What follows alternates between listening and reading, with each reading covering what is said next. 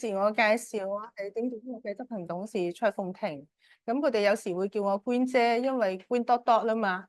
咁而今日咧，我哋講咩題目咧？就會講係護心護腦，即係關注你嘅心血管嘅問題啦。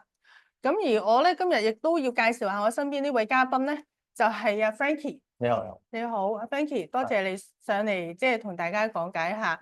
咁而阿 Frankie 咧，其實佢係一位營養師嚟嘅。咁而除咗營養師之外咧，頭先我同佢傾偈咧，就發覺原來佢係運動營養師喎。係啊，即係教埋人點運動，教埋人運動之後食乜嘢。咁我諗咧，在外可能減到肥啦，內邊就可能保護到心血管啦。係，我係咁估啦嚇。咁詳情咧就靠 Frankie 咧。今次就唔講運動啦，今次講心血管先。下一輪咧就想請你示範下點樣運動。咁我跟你學下嘢，因為我都幾中意運動嘅。其實我一個禮拜都做成3、4次瑜伽。咁希望咁啦。咁講翻起咧，我諗講起心血管咧，第一樣我講翻，我覺得咧大部分時間咧應該喺日常飲食嗰度保護你嘅心血管嘅。所以第一樣咧，我就問 Frankie，你食咩早餐啊？今朝我食睇下你咪 practice what you preach 先。我今日食全麥麵包啦，再加啲豆漿啦，係啦，無糖嘅豆漿作為我早餐。哦，係咪日日都咁食先？唔係嘅，因為每日食嘅嘢要唔同咧，先可以得到唔同嘅營養。咁我星期一可能食一樣嘢，星期二就食另外一樣咁樣。哦，你咁認真㗎？嗱，我咧又梗係食翻點六嘅早餐啦。其實我每朝咧都食10穀粥嘅，然後再加啲天蛙藜麥，就再食隻蛋，然後再食一碟菜。咁我食菜嘅時候咧，我就係會加 flaxseed oil 嘅，即係呢隻就 flaxseed oil 啦。咁因為我哋就講話可以含豐富 omega 3咧，減低血脂。咁我都希望喺日常飲食當中咧，即係可以即係減低嗰個心血管疾病嗰個風險啦。咁其實咧，我就點解咁緊張講心血管咧？就係因為其實我都見到有一個同事，我哋公司嘅同事啊，喺公司都做咗成10幾20年咧。有一朝突然間唔見咗佢翻工，我哋都即係佢獨居啊，我都好擔心啊。咁咧就周圍去揾佢啊，去屋企拍門啊，揾唔到佢。結果咧，真係喺醫院揾到佢。即係我叫個同事周圍打晒全香港急症室，揾到佢出嚟。咁原來咧就係佢好瘦嘅，佢個人好瘦，唔等於肥先有心血管病噶嘛。咁佢好瘦，但係咧原來佢3條咩心臟嗰個動脈塞咗，咁咧就入急症室通波仔啦。但係喺未通之前佢暈低咗，咁做手術都救唔翻。咁我都好懷念佢，亦都即係覺得係一個警醒咯。咁所以我哋就都好 concern about 心血管嘅問題嘅。咁講起心血管，除咗食早餐咧，我覺得順便咧就講普洱茶。咁咧咁啱咧，我哋新出咗隻產品咧，就係話普洱咧可以降低血脂啦，開胃消滯啦。我同事就遞咗啲普洱茶，為咗時間起見咧，我哋就用 capsule 機，即係一粒嗰啲膠囊咧，就出咗產品咧。就係點6嘅普洱茶，呢隻係陳皮普洱嚟嘅。等我拆開俾大家睇下先。Frankie 你可以飲下，我拆咋嚇。咁因為大家都知道咧，capsule 咧，大家係流行係咩？咁難搣嘅。我幫你。咁咧就係咖啡啦，但係咧我哋就覺得咧，我哋香港人或者中國人嘅口味咧，除咗飲咖啡之外咧，其實可以飲茶嘅。咁所以我哋用一啲膠囊機。咁如果你手上有一啲雀巢嘅咖啡機啊，或者其他嘅咖啡機，都可以用得着我哋嘅膠囊嘅。咁呢個乘機買廣告，而我又覺得佢真係好嘅，又方便嘅。你有冇飲過喺壓力沖之下有少少泡嘅普洱咧？你而家睇下就知道啦。你真係飲嚟，頭先飲咗，品評下得唔得先？幾特別啊，幾好，感覺係都係健康咯。真係有陳皮味、普洱味嘅。咁而嗱，我就出少少 PPT，就係因為咧，我知道每次我哋都要玩遊戲嘅，即係 PPT 我就唔詳細講啦。不過咧就幫大家遲啲揾答案嘅啫。咁咧就嗰個譬如普洱茶佢有效降低乜嘢咧？血脂啊，或者係點樣啊？對間接對即係心腦血管有幫助啦。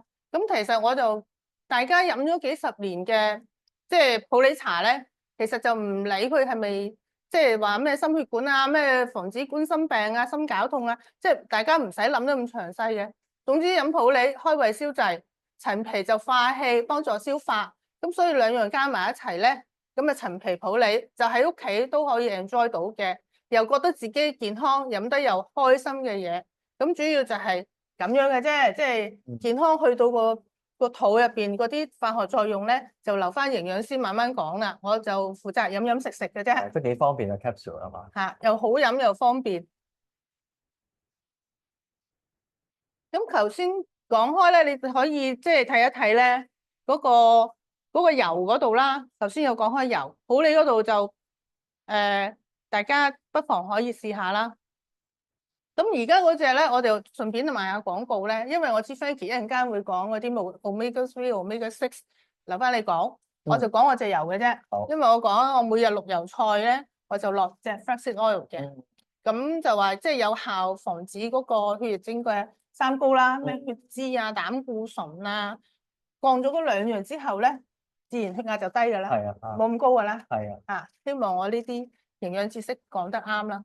咁所以咧就係即係咩？記住 omega 咩369係嘛？369有779仲有個77我就唔係好熟啦嚇。咁所以咧就我就覺得靠日日咁樣飲食去幫自己咯。咁而阿 Frankie 你嗰啲好專業嗰啲魚肝油丸咧，一陣講咧就我覺得係點講啊？預防啊，或者你開始有問題嘅時候要食多啲。而我嗰啲咧就日飲食就加落去。當然咧配搭咯一齊。兩面配搭，不過可能 Frankie 話唔係㗎，你嗰啲都要成日食住 keep 㗎。我知佢會咁樣講㗎啦。日常保健。係咯，嗱。咁樣咧就事不宜遲啦，我哋轉入正題。阿 Frankie 講下心腦血管一啲基礎知識，令到大家覺得我點解要食呢啲咩油啊、魚肝油丸啊咁樣即係大家可以透徹啲明白咯。可以啊，好。同埋我知道咧，就係你哋嘅牌子咧，陳豪係代言人啊嘛。係啊。咁但係我覺得你同陳豪一樣咁靚仔啊，你上鏡都得啦。你誇張啫，誇張啫。陳豪有型好多。咁但係我哋聽下，我聽下阿 Frankie 都係一位型男，講一講一啲知識俾我聽。多謝小姐先。係頭先長知識啊，因為普洱咁可以咁樣去飲啦 ，capsule 第一次聽，咁都會考慮試下嘅。咁就另外咧，我自己都去介紹翻 WHC 嘅產品啦。嗱，咁我先想同大家做一少少嘅統計先嘅，可以下一張嘅就先。好，嗱，咁我咧就做一對住呢度，係啦。咁我喺澳洲讀營養學嘅，咁我而家讀咗喺英國嘅運動營養嘅碩士嘅。咁其實就比較多係做一啲講座啊，亦都係頭先卓師姐介紹過啦，我都係做過教練啦。咁所以都會同大家分享翻呢啲飲食嘅知識啦。嗱，咁講到頭先我哋個脂肪咁講咧，咁我想同大家做一個統計先嘅。嗱，大家睇到圖畫啦，你會唔會咧一日當中食咗一種或者兩種㗎？點止啊？係嘛？你心裏你自己問自己啫，係啦，所以係啦，咁就有幾多食幾種啦。嗱，其實原來有統計講過咧，如果一日當中咧食1至2種，再加埋平時我哋啲亂食零食嘅習慣啊，即係意思就係話你晏晝啊或者朝頭早同埋晏晝中間或者下午茶咧食啲朱古力啊、薯片啊，咁原來再加埋啲飲食咧，其實一年會增加20至30磅喎。嗱，你諗下幾嚴重？一年增加20、30磅。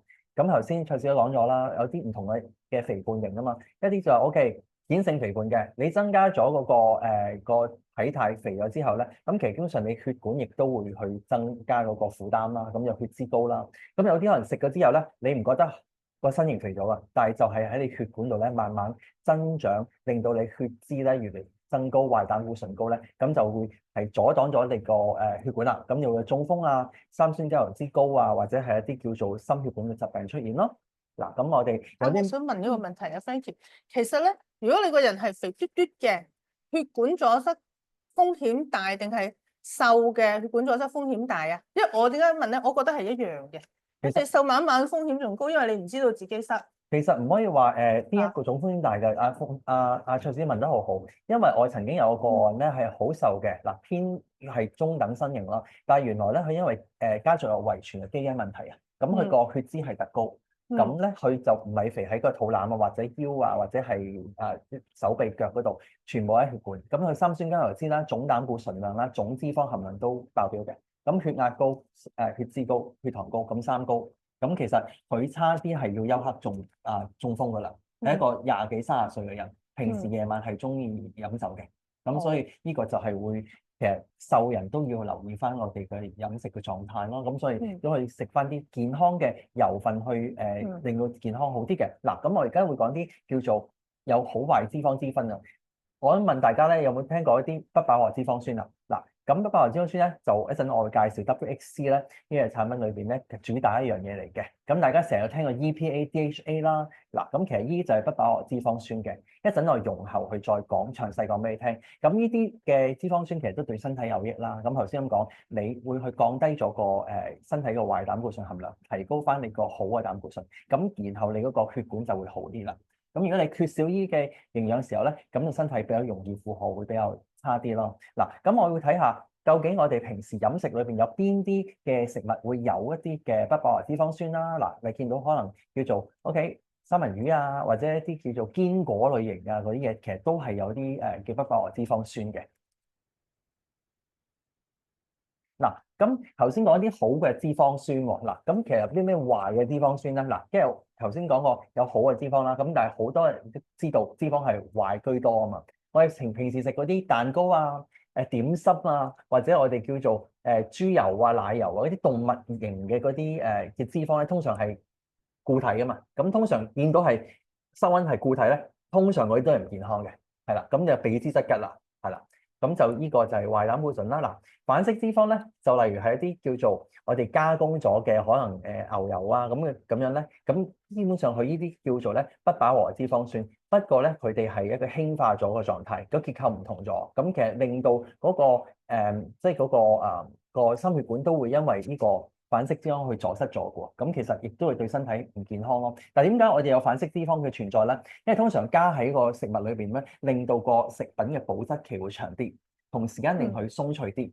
咁所以我成日話蛋糕啊，嗰啲薯片嗰啲肯定有反式脂肪啦。咁呢係通常都係脆口嘅嘢咧，都係有呢個壞嘅脂肪喺裏邊嘅。咁所以當我哋食呢啲嘢積聚咗嘅時候咧，頭先講就會話有啲顯性嘅肥胖，或者係叫隱性嘅肥胖，令到血管加重負荷咧，咁令到嗰個血管疾病個風險會增多咯。喺下一張 slide 係啦。嗱，不如我哋都留意下呢個，我哋其中一個主題，我哋會講老火湯啊。蔡小姐，我之前我都係喺個主題度講過老火湯。平時你有冇飲老火湯㗎？其實有。係啊，咁你平時會係煲幾個鐘咧？我飲點6嗰啲室溫嘅湯。哦，咁好健康咯喎，係啊，係啊。喂，嗰啲健唔健康咧？嗱，咁因為個製作過程就係話，如果我哋叫做我哋平時屋企煲嗰啲咧，我哋通常冇冇去再製造或者隔油啊嘛。嗱，可能我叫我煲啲豬啊牛嗰啲咧嗰啲湯咧，因為豬同牛羊嗰啲咧，其實基本上都係你眼見唔到脂肪咧，其實都有隱性嘅脂肪裏邊嘅，即係顯微鏡睇咧有好多脂肪嘅。嗱，咁如果你唔去一個特別去嘅調製或者抽走啲脂肪嘅話咧，我哋煲老火湯1個鐘以上咧，咁可能啲油分逼出嚟啦。咁逼出嚟，我哋冇隔油咧，咁其實飲咗好多熱量落肚喎。咁你咪頭先我講，原來你食呢啲嘢再加埋零食，就令到你個磅數去增加咯。咁就當如果我哋隔咗油咧，好似可以我哋已經老湯可能都隔咗油。冇乜油喎，係啊嘅湯，係啊，倒出嚟都好清㗎喎。係啊，咁所以就應該有嗰個就係老火湯咧，就係嗰個叫做冇一個程序去變咗好咧，咁就冇隔油咧，咁就冇咁好啦。咁所以就呢度我哋避免咯，同埋唔好食多嘅豬牛羊嘅嗰啲嘅脂肪嘅類別嘅嘢食，係啦，咁就隔位油就會好啲咯，係啦。咁之後咧就一個我哋平時話蛋嗰方面啦，我哋平時話基本上冇話特定話一定人唔可以食過三隻蛋嘅，但係問題嘅話，如果你有一個血脂嘅疾病，例如係嗰個叫三酸甘油酯高啊、心臟病啊、中風啊，或者係叫痛風嗰個時候咧，我哋正常都唔好食咁多蛋黃嘅，因為基本上呢啲都會加重你心臟嘅負荷啦。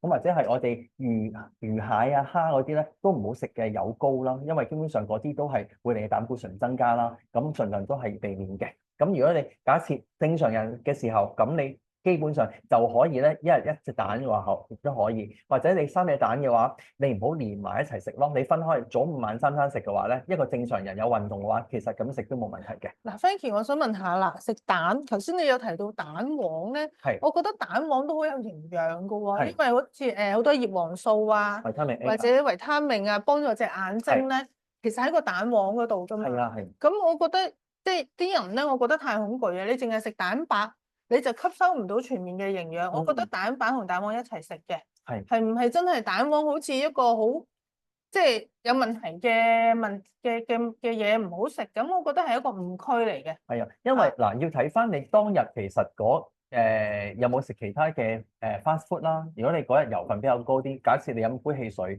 或者你食咗焗豬扒飯，咁你連續食兩隻蛋嘅話咧，咁基本上加重你負荷啦。咁如果你已經食咗個嘅快餐啦，夜晚又食啲鋸扒嘅話咧，正常你朝頭早嗰餐嘅蛋白咧，就最好就冇蛋黃咁好啲咯。即係呢個咁嘅方向，你要知道。如果你平時負荷咗重嘅時候咧，就唔好食咁多蛋黃咯。個情況就係咁。所以我每朝都食一隻蛋。係啦。但係咧，我就請咗半隻蛋黃，請咗我隻狗食。OK，係啊。係，我覺得佢幫下佢眼睛啊嘛。係啊，咁你好識食係啊，係啦。咁頭先都提過啦，高纖嘅食物咧，其實都可以令到嗰個即係心血管狀態好啲啦。因為我哋嘅纖維咧可以吸走體裏邊嘅油分，當我哋排走便便嘅時候咧，都可以將啲油分帶走嘅，咁都令到個心血管嘅狀態好啲啦。油分喺身體裏邊嘅積存個數量係少啲嘅。咁而家講到啦，Omega 3啦，嗱，當我哋去選 Omega 3嘅時候咧，我哋頭先提到話我有 EPA、DHA 嘅。DHA 原來就係對眼啦同埋腦好嘅，但係 EPA 咧就係對個心臟同埋舒緩情緒好嘅。咁其實呢兩個功能咧對我哋身體嗰個功能都好緊要啦，因為個個心腦眼血管好健康啊。咁你周圍走啊，周圍去享受去旅行嘅時候，你都可以睇到好靚嘅景色咯。咁但係如果我哋喺出面揀一啲 Omega 3嘅時候嘅咧，應該係用啲咩準則揀咧？咁我一陣就會同大家去分享下嘅。OK，好，我驚好多資訊啊，阿 Frankie 你講咗，咁加埋我又頭先講咗少少嘢咧，咁趁呢個時間咧就問下問題，派下禮物先。如果唔係積累得太多，我驚大家記唔到啊。好，嗱，咁咧就獎品時間咯喎。咁我哋今日嘅獎品咧，嗱，如果我問到油咧，我就會送支油啦。如果問到一啲一般嘅問題咧，就會送咩10粒嗰個魚油丸啦，係啦，嚇。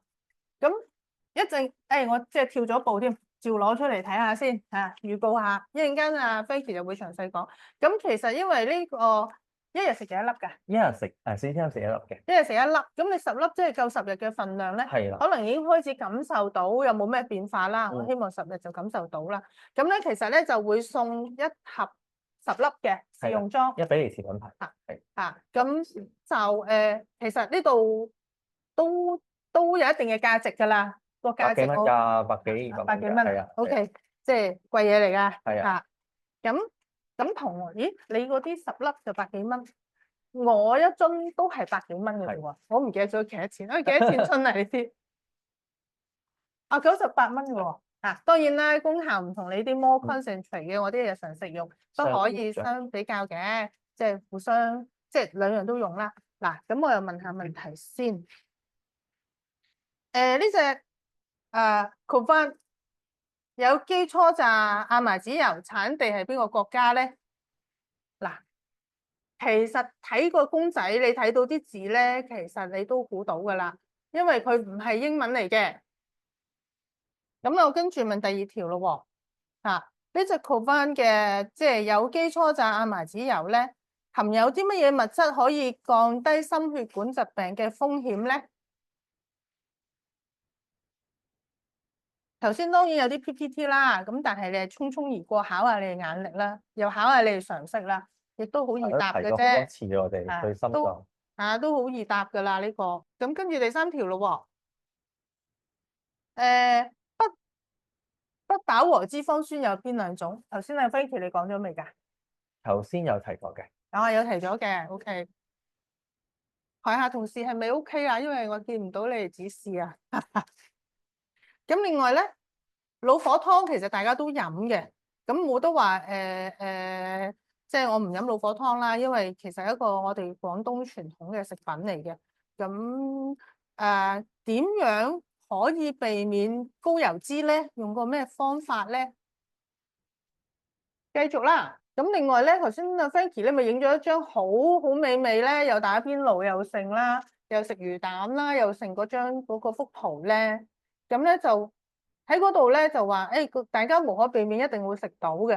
咁但係揀肉咧都要聰明地選擇，你食啲咩肉會降低啲脂肪，即係避免太肥膩咧。咁所以咧就係話邊啲肉係脂肪比較高先，即係知道咗呢樣你就識得去自己去避重就輕啦。咁即係條問題就係邊啲肉係脂肪入邊含量比較高嘅。咁跟住咧就差唔多啦，俾翻阿 Frankie 你繼續講下你啲油嘅好處啦。可以啊。咁啦，講魚油啦，咁啦提到WHC 嘅魚油啦。嗱，咁我哋落翻啲 slide 先啦。頭先講嘅 EPA DHA 嘅好處啦，對心腦眼血管都非常之好啦。咁我哋點樣揀好嘅魚油咧？成日聽人講而家話我哋要高純度嘅魚油喎。嗱，高純度魚油係點？係咩嚟嘅咧？嗱，咁落去睇啦。嗱，高純度原油咧嘅魚油咧就係代表原來嘅 EPA DHA 個有效成分啦，即係個含量咧係好高嘅。即係我哋點講咩為嘅高純度咧？就係85% 以上嘅。咁同埋我哋睇高純魚油嘅時候咧，要睇佢每一粒含幾多 Omega 3喎。嗱，因為好多時候我哋嘅樽身啦，或者係嗰個產品上面都有營養標籤嘅。如果佢係有講2粒、3粒嘅話咧，咁代表你食3粒嘅時候先可以達到嗰個 Omega 3含量啦。咁所以你要留意翻，其實嗰個粒數要食幾多粒，咁同埋你嘅純度幾高。咁同埋要睇翻認證啦，有冇國際嘅認證啦？因為而家有個叫國際魚油標準嘅 IFOS 嘅。嗱，如果基本上冇呢啲標準嘅話咧，我哋都從來都唔揀嗰啲魚油嘅，因為嗰啲魚油比較劣質啲，同埋佢吸收率啦、佢純度都冇咁高嘅。嗱，因為 IFOS 咧又去 check 咗5個咁標準嘅，一個就係純度啦，第二個濃度啦，第三個就係叫重金屬嘅含量啦，有冇超標啦？第四個咧就係話佢嗰個叫個穩定性啊，第五個就係佢個國際嗰個合乎嗰個資格各樣嘢啦，個攞星咯，係啦，有5星嘅話就代表係最好嘅。咁同埋睇埋個高純嘅魚油係唔係有一個獨立包裝啦？因為如果我唔係獨立包裝嘅時候，好容易俾光啊、俾室溫啊或者個濕度啊去影響嘅時候，影響質量咯。咁通常我哋食個魚油咧，如果係唔腥嘅話咧，基本上嗰就係個純度係比較高嘅，可以連成粒去吞落肚嘅。Frankie，腥嘅感覺係咪主觀嘅嘢嚟㗎？都唔係嘅。嗱，你頭先咁講，亦話如果你純度係高嘅話咧，咁基本上咧就係冇一個叫做一個魚嘅腥嘅臭味。因為如果係純嘅魚油咧，就係一個叫鮮味咧，係比較咧係冇咁惡嘅腥味嘅。咁所以呢個基本上都唔算會太主觀，因為我而家台面上冇嗰個比較啦。頭先講，如果係啲樽又係樽身去裝嗰啲，通常都係比較冇咁好嘅，因為佢嗰個直接會被陽光過嘅氧化咗咯。咁頭先我睇翻個標籤啦，頭先教大家咧都係睇翻嗰個叫含量啦。嗱，可以下一張 slide 唔該。係嗱，你上面見到個2粒嘅 soft gel 咧，代表左邊嗰個咧就係要食2粒先可以達到攞到下邊嘅 EPA 308嘅。嗱，咁但係你喺右邊嗰個 WHC 嗰個咧，每食1粒咧就基本上有675嘅。咁你左邊嗰邊又要除翻2咯，除翻2嘅時候，你咪308除翻2得150幾，所以每粒即係150幾嘅 EPA，而 WHC 右邊嗰邊咧就係每一粒已經係675毫克啦。咁人體其實每日需要咧1100至1600嘅毫克嘅，咁所以 WHC 食1粒咧，基本上都可以集中得到你嘅個 Omega 3所需咯。我唔係好熟悉啦 ，Frankie 啊，我想問咧。問最基本嗰個 EPA 係咩嚟㗎？嗱，佢有個結構嘅。嗱，因為 Omega 3就係不飽和脂肪酸啦，頭先講啦。不飽和脂肪酸。EPA 咧就係話嗰個特別係對個心血管啦，即係個三酸甘油酯啦，預防翻啦，同埋調節情緒嗰方面咧，嗰個不飽和脂肪酸。因為我 Omega 3、6、7、9嘅，佢係Omega 3，咁佢個功效特別頭先我講就係個情緒同埋個嘅心臟啦。咁你 DHA 就另外一啲啦。咁其實我一定要食呢2種咧，就會高效能同埋嗰個效果會好啲。嗱，即係 EPA 係咪等於 Omega 3啊？係啊，Omega 3嚟㗎，DHA 又係 Omega 3嚟㗎，係啊。DHA and EPA 係啦其實係油嘅一種。係啦，要加埋咧，要個純度係叫做 OK，係高達95%咧，先為之高純度。你見到675嘅 mg 啦，加翻460 mg，係咪都係好高啊？嗱，除翻嗰個 EPA 加 DHA，除翻1200咧，就係睇個 percentage 啦。咁所以佢除咗之後咧，嗰個等於就係95%咧，所以一粒裏邊嘅含量咧有成95%以上嘅 omega 3喺裏邊咯。因為其他咧就係啲其他嘅不飽和脂肪酸。咁不如簡單嚟講咧，就係咁樣。我一日食幾多粒就搞一粒掂啊？嗱，所以每日食一粒咧就可以嘅啦。嗱，呢個就係小千金啦，WC 呢個德國製造嘅比利時嘅一個小千金，每日食一粒，因為裏面仲有維他命 D 嘅，再加埋 omega 3，咁就補翻骨啦。另外都可以令到個頭先講心臟血管就再好啲咯。咁通常就食一粒就夠啦。成人咧基本上18歲以上咧就可以適合食嘅。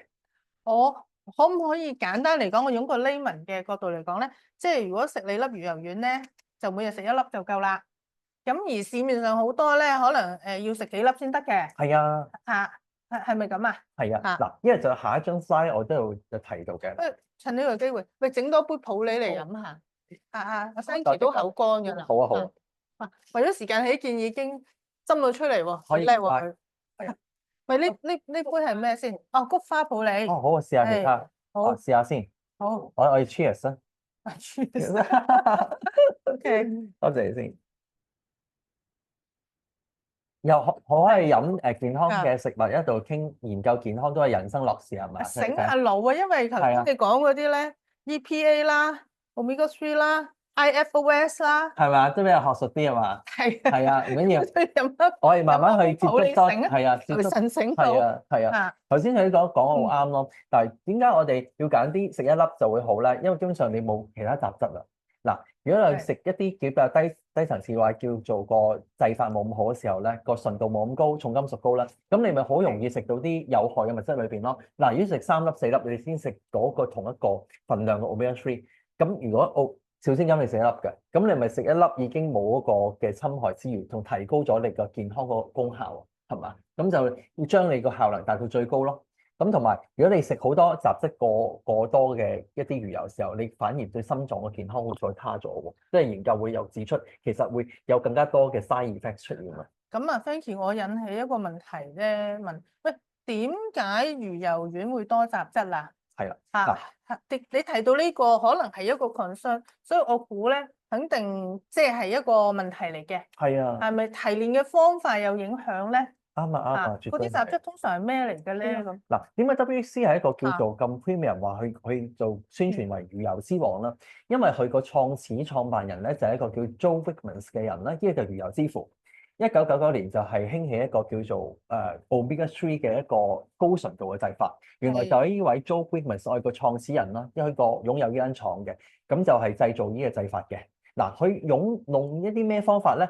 去攞一啲秘魯啊、智利嘅一啲深海低溫嘅小魚，因為頭先講到啦，小魚個生長週期或者雜質比較少啲啦，少啲重金屬啦，再加埋 SFC 個製法咧，就係令到個提出個純度會好高啊！因為正常以往嘅一啲嘅製法，通常都30-40% 嘅純度嘅啫，即係攞唔到咁高。同一時間，我哋個吸入率都唔夠高咯。但係用咗 SFC 嘅製法之後咧，我哋吸收率咧比過往嘅一啲舊式嘅魚油，我講係80年代嘅魚油咧，係高出成4倍嘅嗰個吸收率。即係科技嘅進步。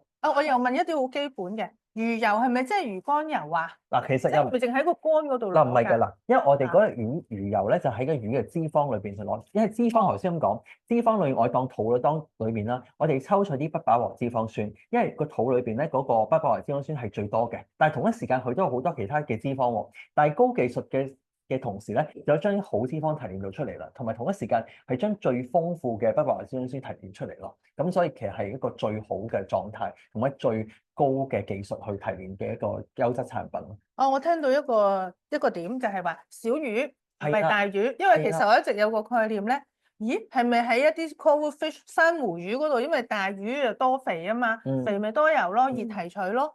咁但係咧大魚咧其實好多重金屬噶嘛，尤其是咩海洋生物而家海洋污染咧，即係大魚食細魚喺嗰個 chain 嗰度咧，咁就即係最多毒素就係食大魚。係大魚啊！所以咧就係你而家標榜咧就係你用小魚嚟提煉，但係小魚個好處佢唔多油㗎喎，你咪要好多小魚咯。所以咪佢個製法同埋佢嗰個叫精煉嘅製程度好高咯。因為個工序就係要攞啲冇雜質，我哋都一定要揀翻小魚嘅，永遠都係㗎。如果我三文魚通常嚟講咧，野生就會好過叫做唔係野生嘅。小魚真係少到咩 size 啊？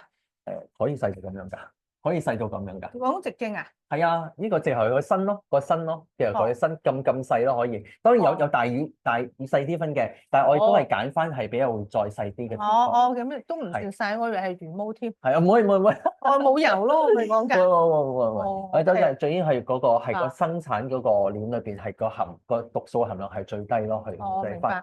係啦，咁因為呢個魚油之父啦，咁所以佢其實佢嗰個嘅認證都係享負盛名嘅。頭先講過已經國際魚油標準啦，或者國內 GMP 藥廠啊等等嘅規格都會有啦。好，我哋落下一個 slide 啦。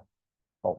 嗱，好咁樣啦。當你食咗啲好 omega 3嘅時候咧，咁自然嗰啲心血管疾病就離你而去啦。又冇三酸甘油脂問題啦。嗱，因為就算你反式脂肪或者你蛋糕會食好多，但係你每日有足夠 omega 3咧，就可以平衡翻你個心血管嘅狀態，令到血壓啊、血脂啊、血糖都穩定，唔會過高。咁你嘅人嘅健康隨之而嚟啦。如果再有時加埋少少運動咧，更加 fit 啲啦，係咪？OK。好，再落去下一個 slide 嘅。係啦，咁呢個就講個法則喎。頭先我都同小姐又約略之前傾過，究竟點樣去健康啲咧？因為佢問我係咪？即係7-3分啊嘛。係啊。7-3唔係37啊。嗱，因為我好多客戶或者我哋嘅顧客啦，都會問翻我，OK，我哋做 gym 之餘，其實應該點食法咧？原來我哋嘅飲食嗰個取向咧，真係主導咗我哋嘅健康嘅。因為7分係睇我哋嘅飲食，包括埋頭先我哋有冇食 supplement 好嘅 supplement 啦。如果平時我哋食嘅魚唔夠，你咪食翻 omega 3咯，咁就會平衡翻咯。咁7分嘅飲食，咁3分先係運動，即係運動係只係佔3分，而當中3分裏邊咧，亦都有1分咧係睡眠嘅。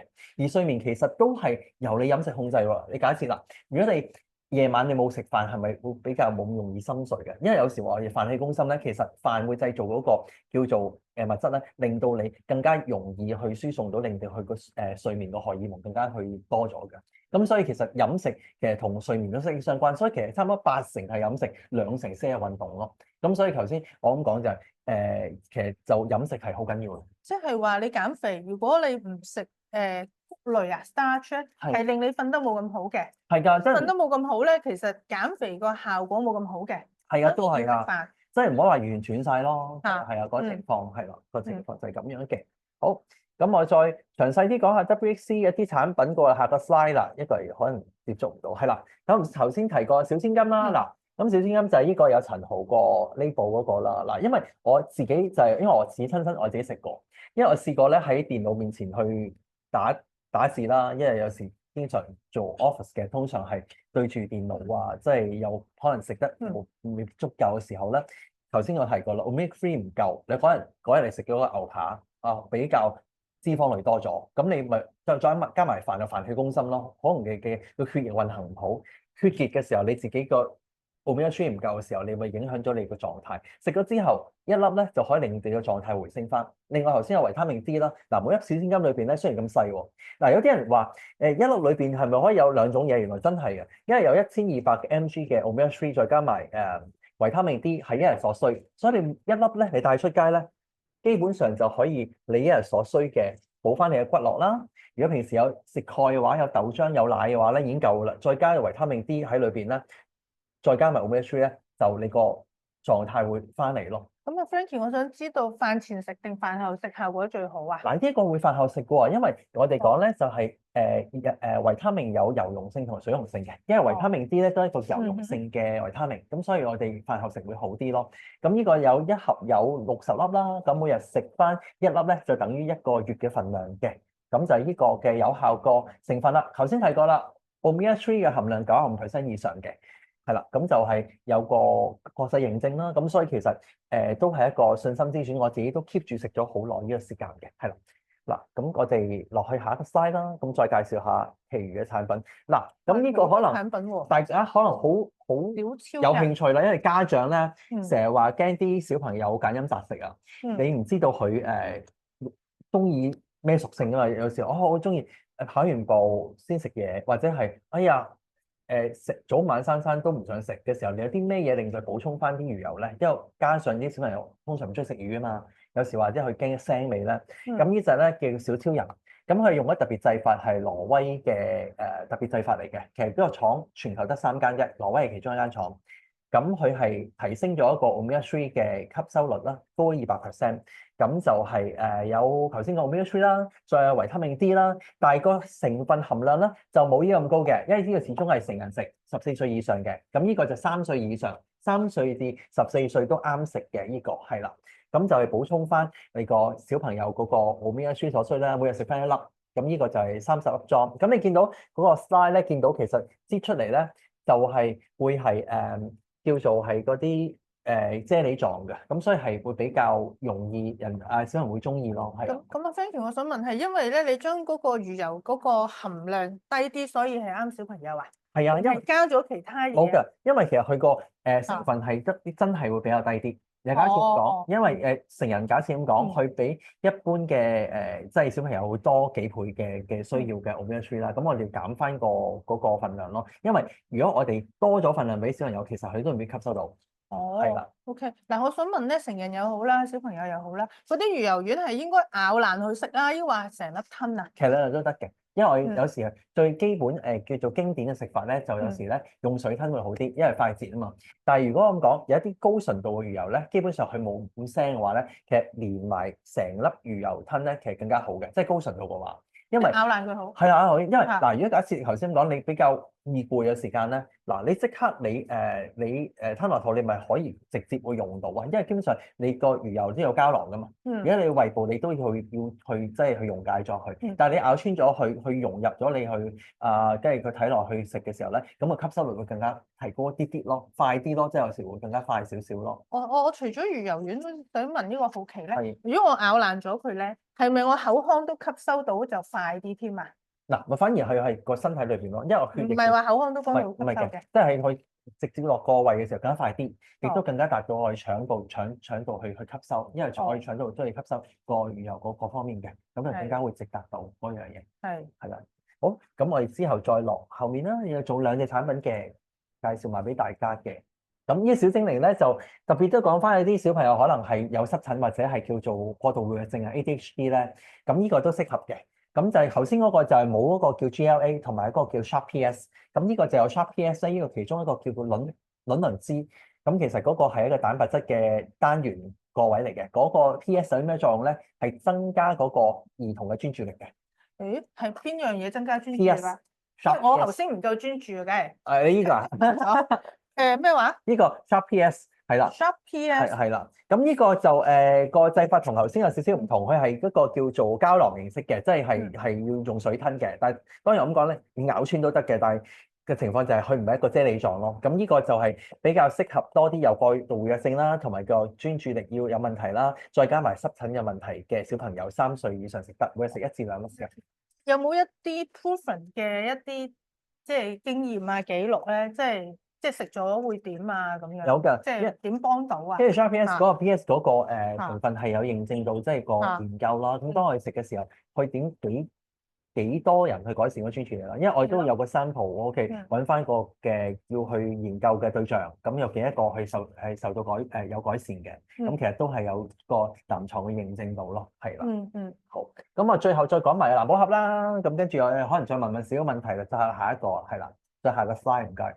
係啦，當我哋假設我3、40歲，或者係我歲數差唔多年紀，唔止啊嘛，你似30歲喎，冇咁誇張啦，係啦，咁你個人都好好嗱，咁呢個咧嗱，咁呢個係就關注係嗰個心臟健康，或者我哋有時運動得多啊，咁我哋開始咧要關注多啲我哋補給個心臟更加健康咧，呢個藍寶盒咧就有一個 CoQ10 嘅，咁可以落下面一個嘅 slide，一個就一盒90粒喎，咁但係你見到有一排咁樣白色、紅色同埋金色咧，其實紅色因為 CoQ10 嚟嘅，即係個輔酶 Q10 係保護心臟。嗱，當我哋其實頭先講啦，魚油都係食完飯去食啦，咁 CoQ10 都係嘅，可以連埋金色嗰粒魚油啦一齊去食，但係同時加倍去保護個心臟嘅效果啦，增加血管嘅彈性嗰啲，即係話我哋未有話叫做氧化我哋細胞啊嘛，咁我哋可以預防翻抗氧化。增加翻個血管彈性，就可以透過 CoQ10 去做得更加好啲。再加係白色粒維他命 K 同 D 啦，你大家聽過維他命 D 頭先係補翻個鈣啦，令到鈣更加即係吸收啦。但係就加埋維他命 K 咧，更加補鈣入骨，提升翻嗰個叫做鈣質特別嘅大嘅吸收力。係。其實講開維他命 K 咧，即係我嘅知識認知啦。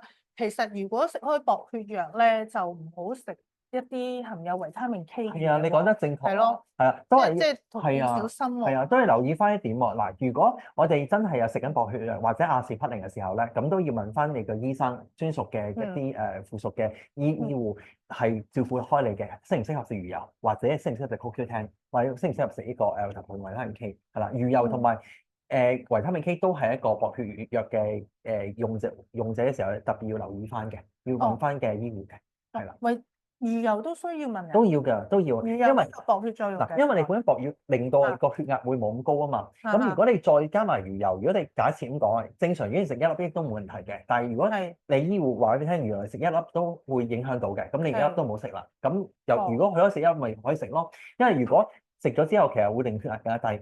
因為人唔可以血壓太低，亦都血糖唔可以太低。如果唔係，就會嗰個心血嗰個情況冇咁好咯。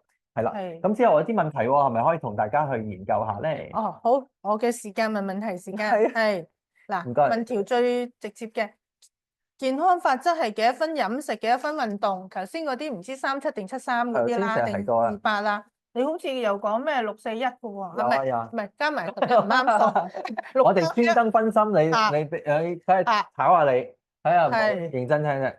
係，跟住咧就話嗰個 WHC 啊。即係呢隻高純度魚油喺邊個地方嘅海洋嘅魚嗰度撈出嚟提取，係先有字睇到嘅，應該大家。跟住其實嗰個問題問之前咧，我問喺邊個歐洲國家嘅品牌？喺歐洲嗱，我唔講咩國家啦，我就想講你喺南美就撈嗰啲魚，就喺歐洲提煉啊，問咁遠啊？因為我哋嗰個標準咯，嗱，我哋個品牌就係俾你，我講咗啲，我未講晒，唔知係啦，就係嗰個國家啦。咁但係因為我哋個製造嗰個嘅地方個廠就係德國嘅，咁呢個唔係話個問題嘅答案嚟嘅，就係德國，因為佢嗰個工藝比較好啲嘅，同埋比較國際係比較知名啊，同埋係個頭先講魚油之父都係揀翻呢個比較好嘅廠去製造咯，係啦。OK，所以係都係好啲嘅。啊，明白明白。揀最好咯，所以所有嘢都係選咗個好嘅廠方又會特別。係。另外問咧 ，WHC 高純度魚油係有幾多個 percent 嘅純度咧？係啦。咁咧就另外頭先阿 Frankie 提咗幾隻產品啦，邊隻產品適合中年同埋降三高嘅人士？係啦，估下大家。肯定唔係咩 ADHD 啦吓。係啊。咁跟住咧，一般心血管問題嘅成年人應該食邊一隻嘅魚油咧？係啦。即係 WHC 嘅魚油咧，即係嗰幾盒入邊經常提到啦。盒咧咁樣吓。咦，差唔多咯喎，差唔多啦，係咯喎 ，OK。同事係咪問齊晒啦？我啲問題有冇禮物未送出啦？如果齊就 OK 啦。咁而家咧，我哋問完問題咧，輪到仲有2題啊，要即刻諗咯喎。阿 Frankie 你問啊嗰2題。我答啊。你問啊。我問。佢話仲有2個問禮物未送出。仲有 quota。仲有 quota。嗱，咁我不如咁啦，如果有小朋友有 ADHD，即係專注力有問題嘅，應該食翻啲咩嘢嘅魚油咯，都係問翻啲產品咯，係嘛？因為都你可以。OK，咁我又加多條咧，你又出一條，我出一條啦。頭先講嘅普洱咧，有邊2隻味嘅普洱啦？我都記得，我記得2隻都記得。2隻，因為你飲過啊嘛。係啊。得唔得啊？得我明。我2隻都中意喎，幾好喎，2隻都中意喎。係咯，咁就而家我哋問完咧，輪到現場嘅朋友有一啲問題嘅，通常都咁要麻煩你哋讀出嚟，咁可以解答下咯。好，真係答咗啊啲人。好快㗎。好快喎。好快㗎，好留心㗎，好聲叻啊。好留心聽書㗎。聲叻喎。未食魚油都咁聲咧，食埋之後係啊，更加真啊。唔得了。哇。你食咗魚油係咪反應快啲先？天才都叫做。但係你講，我唔係幾信喎呢個。真係，我話你係營養師。唔係，我真係試過，真係好暈嘅狀態，係完全係哇係哇好想瞓啊！突然真係好精神，嗰樣嘢係去翻狀態咯。點解魚油會提神㗎？因為嗱，你其實我哋做咖啡啊，飲咖啡提神呢個好個血液咯，個血液流通咯。嗱，當你個血液流通嘅時候，你咪其實將個養分去帶到你個腦部咯，係嘛？如果你 block 咗你嗰啲身體個狀態，咁其實就冇咁好咯。好啦，算你都解得通啦。絕對真係㗎，真係感同身受，真係嘅，真係。係有啲咩問題添啊？同事可唔可以講一講啊？有冇啲問題？水煮蛋2隻，日日食。頭先講食3隻啊嘛。我睇緊佢問題，雖然係咁問，因為日日食水煮蛋有冇問題？如果係有血脂問題嘅話，係咪啊？唔係，佢話食2隻係嘛？但係佢有冇其他嘅病症先？我就建議佢分開食咯，即係可以朝頭早食咗之後咧，就我哋話夜晚先食，因為你中間其實我日日食同一種營養其實冇嘅。但頭先提到蛋係好有營養健康啦，咁但係當然我假設食魚或者食雞或者有間接食緊牛豬，其實牛豬有鐵質啦，比較含量高啲。咁樣淨係食雞或者淨係食蛋，其實都得唔到一個足夠營養。咁所以其實你個狀態會冇咁好咯，所以經常話均衡飲食，再配搭埋一個優質嘅 supplement，咁各樣嘢先會去 work out 到個狀態。有時飲下茶咁亦都可以會好翻啲咯，係咯。明白。又有少少濕茶，可唔可以冰咧？嗱都可以㗎，嗱，因為如果係專注力嘅問題，特別頭先我係有 PS 啦，咁其實係冇話年齡之分嘅。但係如果我咁講，因為始終個小精靈裏邊嗰個 omega 3含量唔係咁高，咁想再補充嘅時候咧，我建議1粒小千金，再加1粒小精靈就足夠佢自己處理到個專注力，再處理埋佢血脂問題啦，去預防翻個心血管嘅狀態，嗰啲疾病嘅問題。嗱冇問題啊，嗱，因為如果可能基本上就係叫做。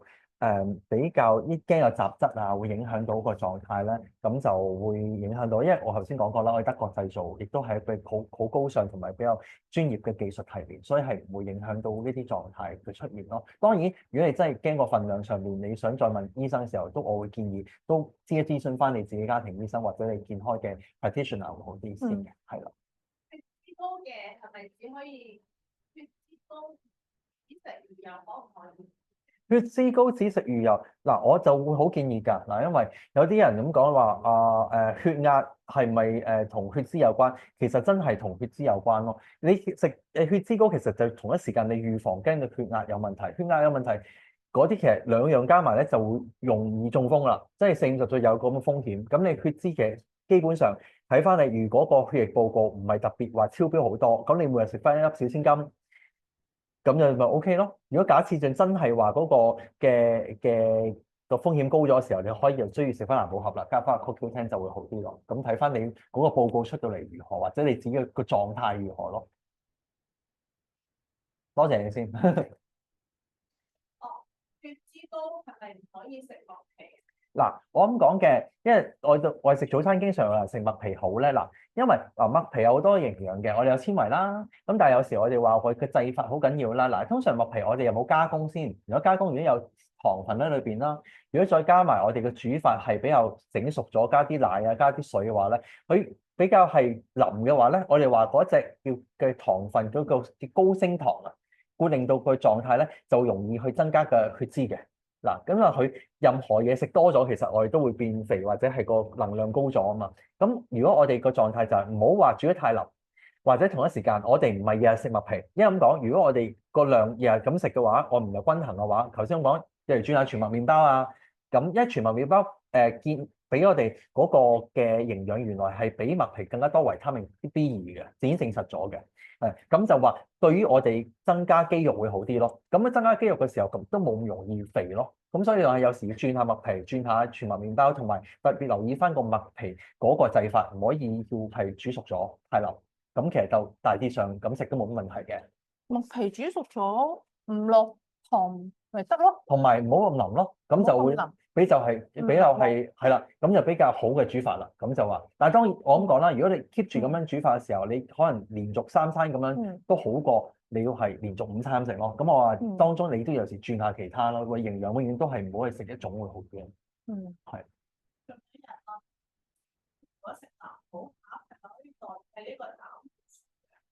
嗱，咁要睇下啦。嗱，如果假設我舉例啦，如果我哋叫壞膽固醇嘅2.59為個標準嘅話啦，咁其實佢基本上係得3嘅話咧，嗱，咁其實3.1有啲人認為個3.1都唔窄界嘅，因為其實每個標準我哋話寧願去 set 去低啲，咁你可以預防將來一啲嘅三高嘅病症出現。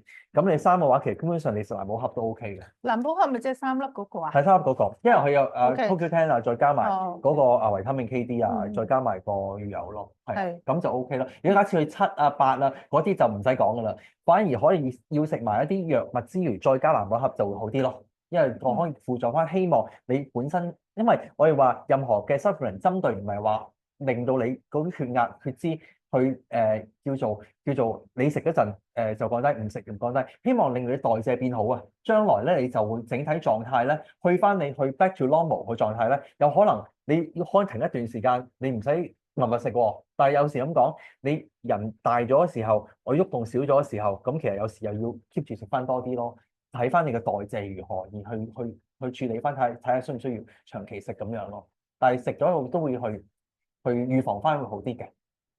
係 OK， 仲有冇其他問題啊？係啦，咁咧而家個 offer 係點啊？係啦即係講完一輪，梗係啦，即係要講下你個產品咩？而家又抵啲咁嗰啲。係啊係啊，唉，靠你講。係啦，嗱，0.6啦，嗱，因為我哋啊而家0.6咧就做緊呢個我印象中應該係有幾多錢？九折嘅，應該係。即係平時都9折啦。唔係係，我唔記得咗。係啦，係啦，所以而家係啦，而家 offer offer 係咧點啊就會你買滿咧就會再係啦係啦，基本上一個價錢買滿咧就會送翻個10粒裝俾你哋嘅，係啊。即係話買2盒就送10粒裝。係啦。咁如果買2盒係都抵咗啲嘅係嘛？係啊，抵啲啊！嚇頭先咁講，如果我哋而家贈品送出嚟百幾蚊啦，咁嘅買2盒其實已經有百幾蚊嘅贈品送俾你，咪好抵咯。哦，OK。係啊。咁就係嗰個 offer 就淨係呢隻全部都係小千金，全部都有呢個都有 offer。 offer 嘅，係啊，買2盒就買2盒就送10粒裝嘅小千金，即係我買藍寶盒都係送小千金定？係啦，都係送已經咁。哦，係。 OK。咁好似買多啲又多少少㗎係嘛？有賺冇？係啊，我哋特別叫做特別優惠咯，呢段時間係啊，即係特別買我哋4盒定3盒好似再抵啲嘅喎。係啊，我哋就會再送多啲咯。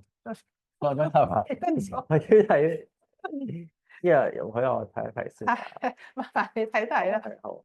仲有限時㗎嘛？係咪啊？嗰個 offer 淨係主要係喺鋪頭買定係 online 買？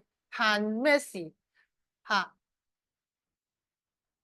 有冇採購部同事麻煩你講一講啦？不如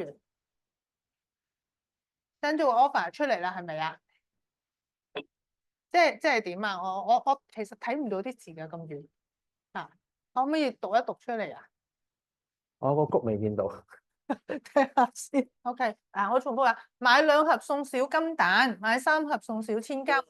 小金蛋即係邊隻啊？暫時呢度冇賣嘅我哋，但係我哋送俾你食，即係小金蛋就係其實小千金嘅一半，份量一半，即係2粒小金蛋等於1粒嘅小千金。咁當然就小千金嗰個價值貴重啲咯。咁所以買3盒咧就送小千金，買2盒就送嗰個10粒裝嘅小金蛋。哦，即係小金蛋，即係話我一日可以食1粒，即係可以感受下個效果。係啦。或者我食2粒。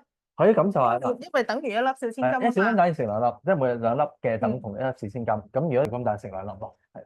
我即刻頭先學到嘢咧 ，Frankie， 你話咧啲嘢咧就係分開咩隻蛋就分開早晚食，咁我隻小金蛋咧就可以另外有個 flexibility 咧，朝頭早食1粒小金蛋，夜晚食1粒小金蛋，可能吸收得仲好，係咪啊？都得㗎，可以啊，可以啊。即係係㗎。即刻引申你講。係㗎，啱啊，係啊，可以啊，係。OK，好啊。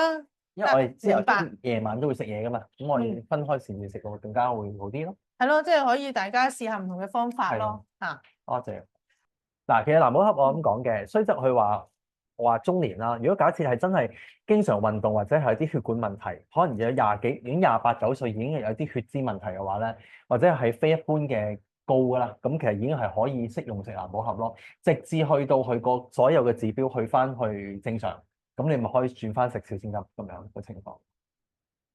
同埋呢都係保健食品，可以如果假設有個問題係可以長期食，直到你個問題改變咗，然後跟住去轉變翻小千金，因為我係30歲已經開始食㗎啦，咁基本上係冇問題咁樣咯，係。係，嗯，多謝你。好啊，今日好多謝 Frankie 多謝你咁徐小姐詳細嘅講解，卓小姐多謝你嘅，學術嘅講解，冇咁講喎。即係我哋希望大家即係聽完之後有少少得着啦。好，今次就簡單嚟講咧，我哋就即係比平時長咗少少嘅，多謝大家嘅用心發問同埋個耐性。咁多謝大家，我哋遲啲再見，好，拜拜，拜拜。